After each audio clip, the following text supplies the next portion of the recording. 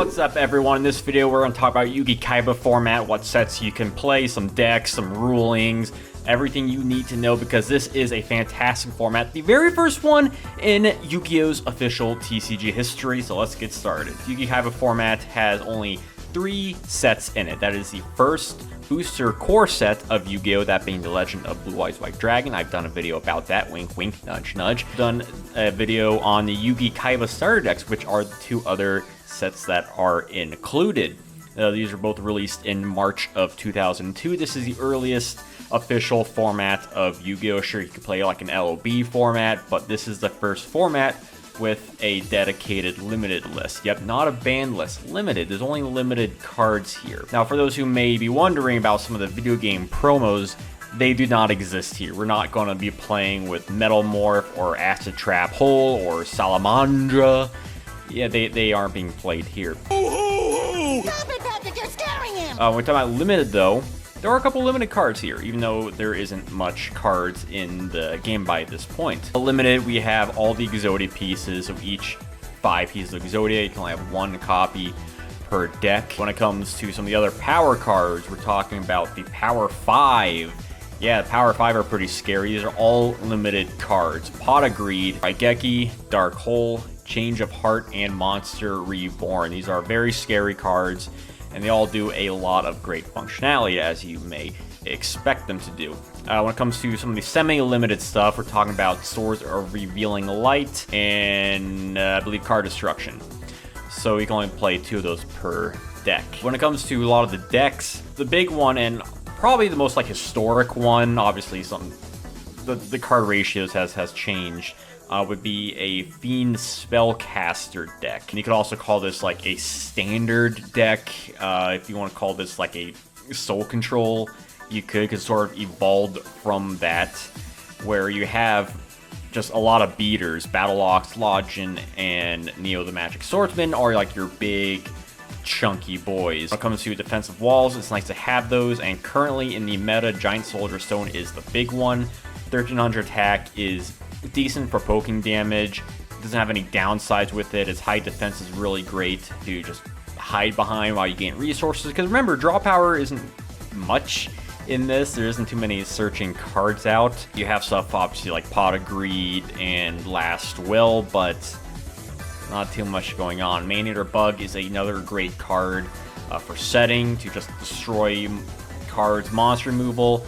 Again, the card pool in this format is very limited, so you only have so much monster removal, in which your main ones are going to be, obviously, besides Dark Hole and Raigeki, Trap Hole, Fissure, and Man-Eater Bug.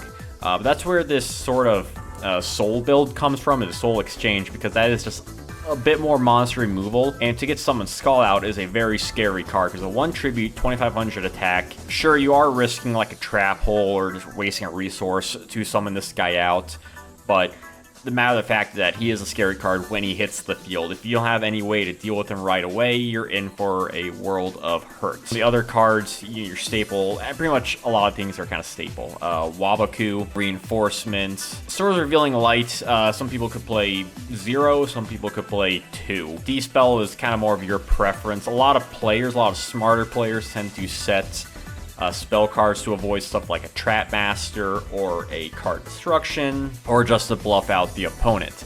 But if you can actually guess that correctly, then maybe one of these spells isn't too bad. But it's definitely like the big deck is the Fiend Spellcaster, named for its, well, Fiends and Spellcasters. It's pretty self-explanatory, but if you want to get into this format, this is the first deck you probably want to try out. Alright, so the next deck we're talking about is what I call the Classic Standard. This is like more of an old school variation of the deck. You may be running a little bit more D-spells, because we are running 2 Trap Masters to really destroy those Trap Holes, and Wabaku and Reinforcements is really great if you can destroy these cards, especially like a Trap Hole, because again, monster removal is key. Wicked Worm Beast is kind of a... Some players like it, some players don't. If you don't have a way to deal with them, like Summon Skull, he can be scary, but his weaker attack isn't very good compared to the other cards.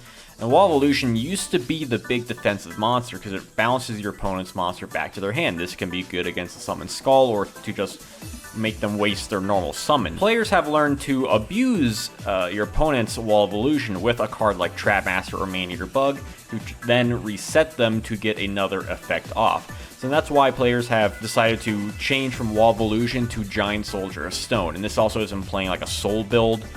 This has a bit more of a utility vibe to it, a little more splashability for player preference, if you will. But this is like the more classic version that doesn't really see much play anymore, but you know, it still surprise opponents. The next deck is a very scary deck. It's not Exodia. Don't play Exodia. Exodia is pretty bad, unless you like a smokescreen thing, but Stall Mill is where you want to be, just playing all these high defensive monsters, because as you saw, there isn't many great ways to destroy defense position monsters. Sure, there's Summon Skull, Fissure, Dark Hole, even Stop Defense if you decide to side into that, but you only have so many options, and with just the bountiful high defensive monsters, including a card like Mystical Elf, which does avoid Trap Hole, and a card like Gyakutenu Megami, which does allow you to have a monster with high defense and 1800 attack, which is a lot in this format, is very scary. And we're running 45 cards just to have that extra advantage to not deck yourself out. And that's also why you're running card destruction and stuff like Ultimate Offering to just quickly summon monsters out if we need to. It's a very scary deck, and a little bit underrated, I'm not gonna lie. Alright, the next deck is kind of like a newer one.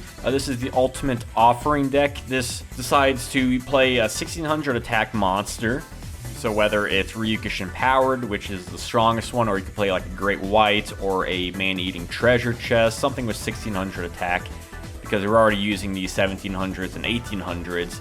And you're using Ultimate Offering, typically one you could play 2 if you wanted to, but trap removal is very light in this format, so up to you. Basically just swarm the field with just normal summonable monsters. It's like the reverse of Stall Mill. It is not Stall Mill. I don't know how to make a joke out of that, but this is a deck you don't see too often, but it's still, like, it is a perfectly viable strategy. And I know what you're saying, it may not look too much different from other decks, but there are plenty of decks in this format that are changed only from a couple of cards because the card pool is just that small. But it's still a fun deck to try out, and hey, I love Ryukushin Powered, so anytime I can play as him, I like it. Alright, the last top tier, or at least meta viable deck I'm going to share with you all is the Judge Soul. This is a true soul control deck, and it's called more so Judge Soul because, well, you're playing Judge Man, your second strongest one tribute monster, and we're playing 3 Summon Skull with this build,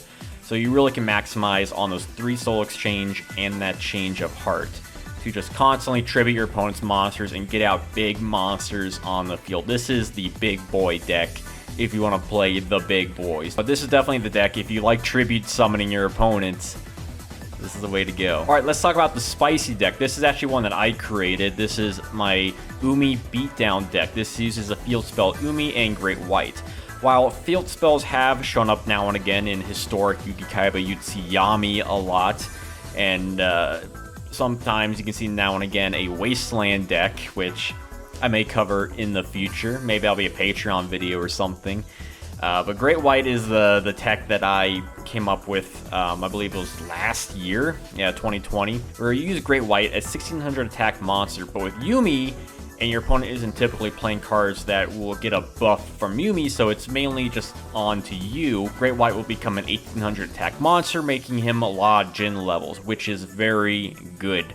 The golden ratio is about 3 Great Whites and 2 Yumi. The initial build played 3 Yumi, but that ended up being a bit bricky. Aquamador does not get the boost because Yumi does not affect attributes, just typing. It's a fun, like, mid-tier deck, I'd say. I would argue. So if you want to play Great White, you got my seal of Janjo approval. Dragons used to be considered one of the better decks in the format, but really has a fall from grace just looking at consistency of a lot of the decks. And a lot of that comes to Lord of D, which I will talk about in the ruling section. You want to play cards like Blue Eyes White Dragon and Curse of Dragon to get out your dragons. It's a very glass cannon deck. You want to just attack as much as you can, as quickly as you can.